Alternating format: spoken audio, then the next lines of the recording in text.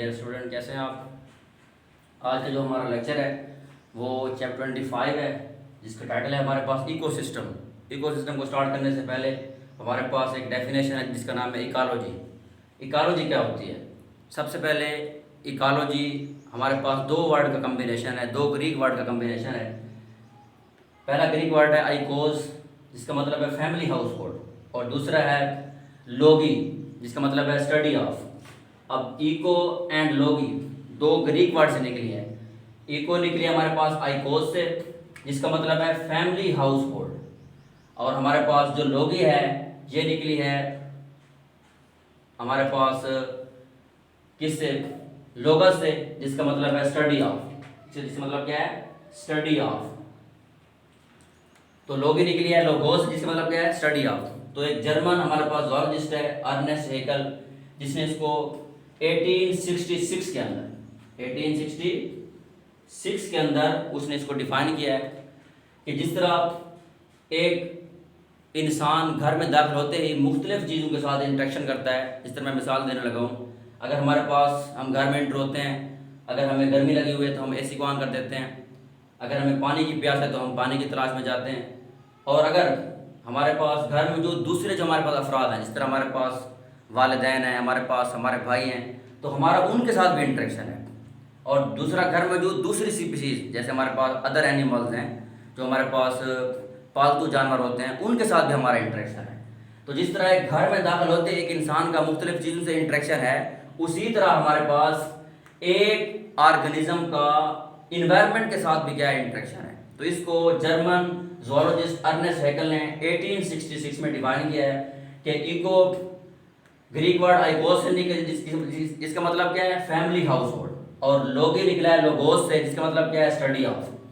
German zoologist Ernst Haeckel ने 1866 के अंदर इसको डिफाइन किया है, और इसने इस रिलेशनशिप को इकोलॉजी का नाम दिया है कि एक ऑर्गेनिज्म का जो मुख्तलिफ चीज़ों के साथ रिलेशनशिप है। जिस तरह मैंने बताया, हमारा नॉन लिविंग के साथ भी रिलेशनशिप है, हमारा लिविंग के साथ भी रिलेशनशिप है, और हमारा अदर स्पीशीज के साथ भी क्या रिलेशनशिप है।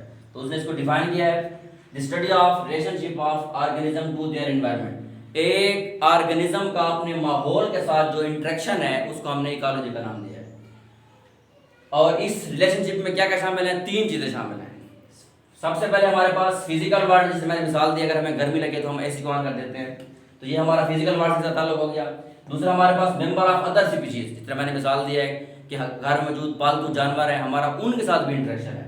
और तीसरा, with the member of same species, जिस तरह घर में मौजूद हमारे वालिदैन हैं और हमारे पास अफराद हैं, तो हमारा उनके साथ भी इंटरेक्शन है। तो इसमें तीन इंटरेक्शन शामिल हो गए हैं। एक तो फिजिकल वर्ल्ड से हमारा ताल्लुक है, दूसरा मेंबर ऑफ अदर स्पीशीज से हमारा ताल्लुक है, और सेम से हमारा ताल्लुक है।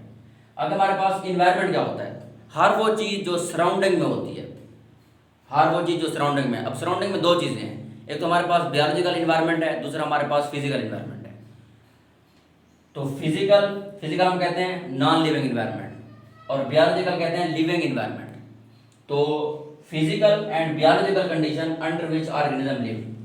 तो एक जानदार जो फिजिकल और बायोलॉजिकल कंडीशन नीचे रहता है, ये उसका माहौल कहलाता है। नेक्स्ट हमारे पास जो हमारा टॉपिक था इकोसिस्टम। इकोसिस्टम क्या होती है? तो बच्चे, इकोसिस्टम दो चीज़ों का कॉम्बिनेशन है। सबसे पहले, एक ऑर्गेनिज्म किसी भी इन्वायरमेंट में अकेला नहीं रहता, बल्कि उसके अपने मेंबर भी रहते हैं और साथ साथ उसके दूसरे स्पीशीज के मेंबर भी रहते हैं। तो अपने मेंबर और प्लस दूसरे अगर हम मेंबर्स मिला दें तो वो हमारे पास बन जाएगा कम्युनिटी, और plus non living environment.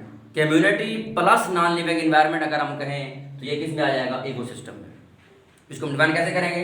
A biological community with it's a biotech component, यानी कम्युनिटी प्लस ए बायोटेक कंपोनेंट अगर दोनों मिल जाएं तो ये आपस में ये क्या कहलाएंगे? हमारे पास इकोसिस्टम कहलाएंगे। तो इकोसिस्टम हमारे पास ये एमसीक्यूज के लिए इंपॉर्टेंट है कि ये मेजर यूनिट है हमारे पास इकोलॉजी का। और जिस तरह हमने कहा है ना, इकोलॉजी दो वर्ड का कॉम्बिनेशन है। इको हमारे पास आइकोस से निकला, जिसका मतलब फैमिली हाउस होल्ड, और लोगी हमारे पास लोगोस से निकला, जिसका मतलब है स्टडी ऑफ। तो हमारे पास इसी तरह इकोसिस्टम भी दो वर्ड का कॉम्बिनेशन है। इको हमारे पास रिलेटेड टू इन्वायरमेंट, जिस तरह एक ऑर्गेनिज्म कि उसकी सराउंडिंग इन्वायरमेंट कहलाती है। जैसे हमने कहा है, हमारा जो हमारी जो सराउंडिंग है वो हमारा इन्वायरमेंट कहलाती है। इसी तरह एक ऑर्गेनिज्म की जो सराउंडिंग है वो उसकी क्या कहलाएगी, इन्वायरमेंट कहलाएगी। सिस्टम, इस बात को आपने समझना है। सिस्टम क्या होती है बच्चे? सिस्टम हम उस टाइम उस वक्त ये वर्ड इस्तेमाल करते हैं जब मुख्तलिफ चीज़ें एक ही मकसद के लिए काम कर रही हैं। मुख्तलिफ चीज़ें एक ही मकसद के लिए अगर काम कर रही हैं तो हमारे पास क्या कहलाएगी, सिस्टम। मैं इधर मिसाल देने लगा हूँ, डाइजेस्टिव सिस्टम। अब डाइजेस्टिव सिस्टम में हमारे पास मुख्तलिफ चीज़ें काम कर रही हैं। जिस तरह हमारे पास ओरल कैविटी का अपना काम है, इसोफेगस का अपना काम है, इंटेस्टाइन का अपना काम है, स्टोमक का अपना काम है, लेकिन इन सब का मकसद क्या है, खुराक को हजम करना। तो हमारे पास सिस्टम का वर्ड उस टाइम यूज करेंगे जब मुख्तलिफ चीज़ें एक ही मकसद के लिए काम कर रही हैं। जिस तरह हमने मिसाल दिया है डाइजेस्टिव सिस्टम, हाँ सबका काम डिफरेंट हो सकता है लेकिन सबका मकसद क्या है, खुराक को हजम करना। तो सिस्टम क्या है हमारे पास, collection of related part function as a unit, जिनका काम क्या हो, एक मकसद हो। अगर हमारे पास इकोसिस्टम के दो कंपोनेंट हैं, मेजर दो कंपोनेंट हैं। फर्स्ट ऑफ ऑल हमारे पास बायोटिक कंपोनेंट है, सेकंड हमारे पास एबायोटिक कंपोनेंट है। बायोटिक कंपोनेंट को हम लिविंग ऑर्गेनिज्म भी कहते हैं। तो बायोटिक कंपोनेंट हमारे पास प्लांट है, हमारे पास एनिमल्स हैं, हमारे पास फंजाई है और हमारे पास माइक्रो ऑर्गेनिज्म जो छोटे जानदार जो हमें अपनी आम आंख से नजर नहीं आते। एबायोटिक कंपोनेंट ये वो, इनको हम नॉन लिविंग ऑर्गेनिज्म भी कहते हैं। तो इसमें हमारे पास पानी है, इसमें हमारे पास एयर है, इसमें हमारे पास सॉयल है और इसमें मुख्तलिफ हमारे पास फैक्टर्स भी हैं। हमारे पास टेम्परेचर है, हमारे पास सनलाइट है, ये हमारे पास सारे किस में आ जाते हैं, एबायोटिक इन्वायरमेंट में। तो हमारे पास यहाँ पर इकोलॉजी की तारीफ इम्पोर्टेंट है और दूसरा हमारे पास किस साइंसदान ने कब इसको पेश किया है, ये एमसीक्यूज के लिए इम्पोर्टेंट है।